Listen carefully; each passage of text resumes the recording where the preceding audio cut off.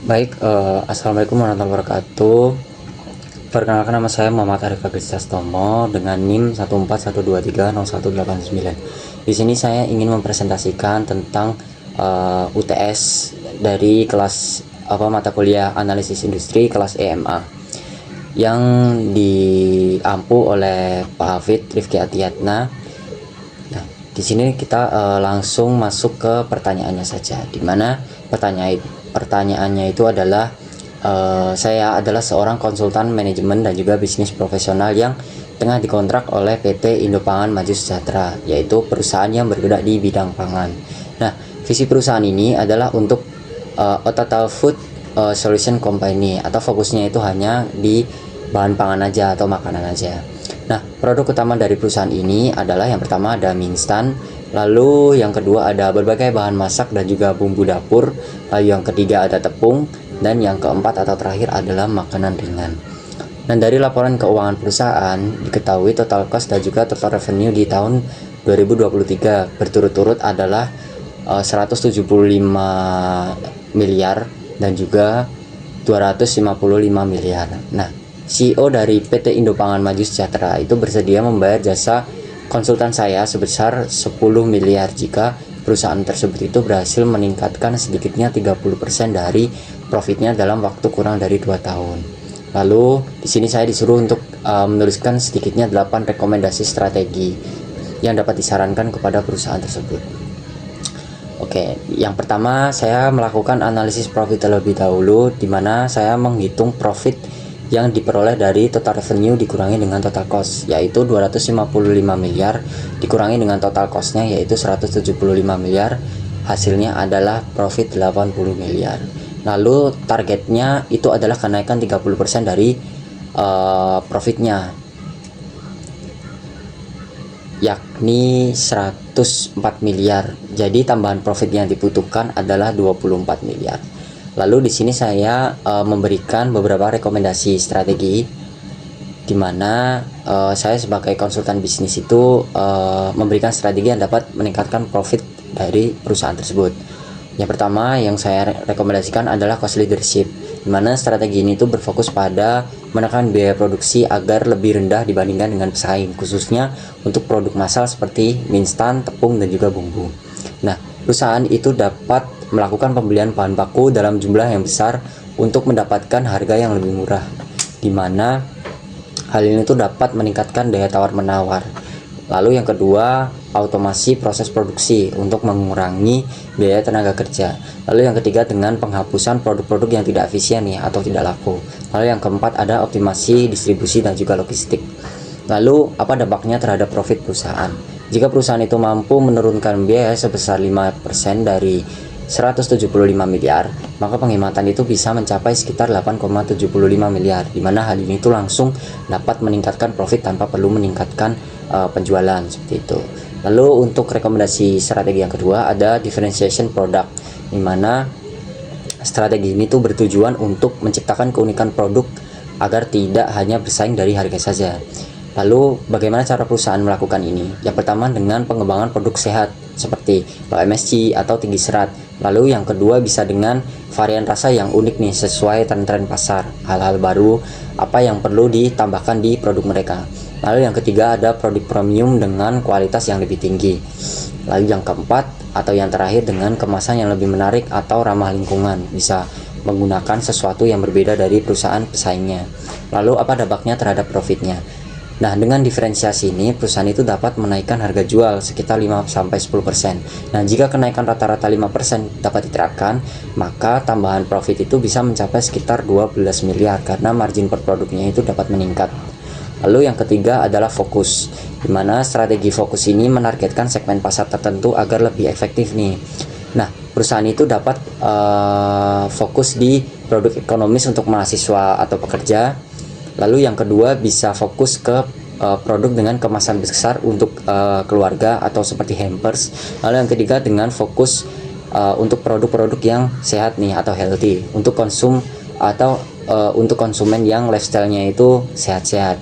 Lalu apa dampaknya terhadap profit? Nah, dengan segmentasi yang jelas seperti ini, biaya pemasaran itu jadi lebih efisien tidak kemana-mana, dan juga tingkat pembelian itu dapat meningkat karena fokusnya itu jelas. Nah, hal ini tuh dapat meningkatkan profit melalui efisiensi biaya dan juga peningkatan loyalitas dari pelanggannya. Jika perusahaan itu bisa terus berkomitmen di fokus tersebut. Lalu yang keempat ada backward integration, di mana strategi ini tuh bertujuan untuk mengontrol sumber bahan baku atau memangkas biaya produksi mereka, di mana implementasinya sendiri perusahaan itu dapat kerjasama langsung dengan petani atau produsen bahan bakunya, atau mereka bisa bikin kebun sendiri nih, seperti untuk kebun tepungnya, pembuatan tepungnya seperti itu. Lalu yang kedua dengan kontrak jangka panjang untuk menjaga stabilitas harga. Lalu yang ketiga itu dengan investasi pada produksi bahan dasar seperti tepung atau rempah. Lalu dampaknya apa? Nah, biaya bahan baku itu menjadi lebih stabil dan juga cenderung lebih rendah, sehingga margin perusahaan itu dapat meningkat dan juga resiko fluktuasi harga itu dapat berkurang seperti itu. Lalu yang kelima ada forward integration, di mana strategi ini berfokus pada distribusi dan juga penjualan langsung. Jadi perusahaan itu tidak perlu melakukan kerjasama dengan retail seperti itu. Lalu bagaimana cara perusahaan itu melakukan hal seperti itu? Yang pertama dengan penjualan melalui marketplace dan juga e-commerce seperti di Shopee, lalu ada di Tokopedia dan semacamnya. Lalu yang kedua dengan pengembangan channel distribusi sendiri. Mereka bikin distribusi sendiri, seperti kayak Shopee itu mereka bikin distribusi sendiri dengan SPX seperti itu. Lalu yang ketiga dengan kerjasama langsung dengan retail modern. Kalau misalnya kemarin dari kasus yang pernah dikasih sama Pak Hafid itu, mereka bisa bisnis dengan Indomaret, tapi Indomaret bisa melakukan private label seperti itu. Lalu apa dampaknya terhadap profit? Nah, dampaknya itu margin dapat meningkat karena perusahaan itu tidak perlu membagi keuntungan dengan distributor. Selain itu, perusahaan juga mendapatkan data konsumen secara langsung. Jadi bisa dilakukan analisis konsumen itu prefer beli produk yang seperti apa, seperti itu. Lalu yang berikutnya adalah pricing strategi, di mana strategi ini tuh digunakan untuk meningkatkan profit tanpa meningkatkan biaya secara signifikan. Lalu bagaimana perusahaan dapat melakukan hal ini? Yang pertama dengan tier pricing atau produk ekonomis yang dan juga premium. Lalu yang kedua bisa melakukan bundling produk, misal mie instan dengan bumbu atau snack seperti itu.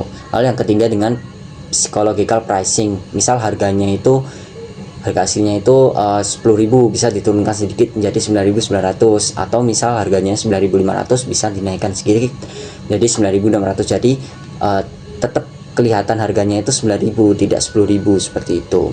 Lalu apa nih dampaknya terhadap profit? Nah, revenue dari perusahaan itu dapat meningkat karena nilai transaksi itu bisa naik, sementara biaya itu relatif tetap. Hal ini tuh dapat meningkatkan margin dari keuntungannya. Lalu yang berikutnya adalah market penetration. Nah, strategi ini tuh berfokus pada peningkatan volume penjualan produk yang sudah ada. Lalu bagaimana perusahaan itu dapat melakukannya? Yang pertama dengan promosi dan juga diskon. Lalu yang kedua dengan ekspansi ke wilayah-wilayah baru, misal kayak Gacuan itu mereka mulai ekspansi ke Sumatera Utara seperti itu. Mereka mulai ngebuat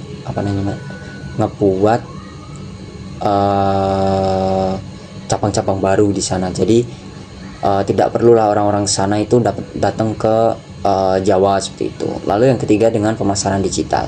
Lalu dampaknya terhadap profit, jika penjualan itu meningkat 5% kira-kira lah ya, maka tambahan revenue itu bisa mencapai sekitar 12-13 miliar. Hal ini tuh dapat berkontribusi langsung terhadap peningkatan profit dari perusahaannya. Lalu yang terakhir ada upselling dan cross selling, di mana strategi ini dapat meningkatkan nilai pembelian dari konsumen. Nah, perusahaan itu dapat melakukan upselling seperti menawarkan produk versi premium dari produk-produk yang konsumen itu butuhkan.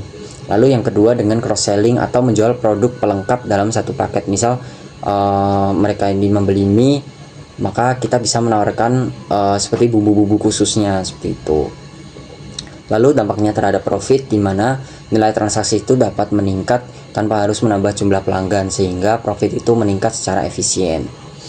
Lalu yang ketiga itu saya melakukan analisis peningkatan profit juga, dimana jika strategi tadi itu dijalankan secara bersamaan, yang pertama dari efisiensi biaya itu tadi dihitung sekitar 8,755 miliar, ditambah dengan dari strategi diferensiasi itu sekitar 12 miliar, dan juga peningkatan volume dari penjualan 8-10 miliar. Nah, total potensi peningkatan profit itu mencapai sekitar 28 sampai 30 miliar, dimana ini sudah melebihi target peningkatan sebesar 24 miliar seperti itu. Jadi sekian presentasi dari saya, kurang dan lebihnya saya mohon maaf. Wassalamualaikum warahmatullahi wabarakatuh.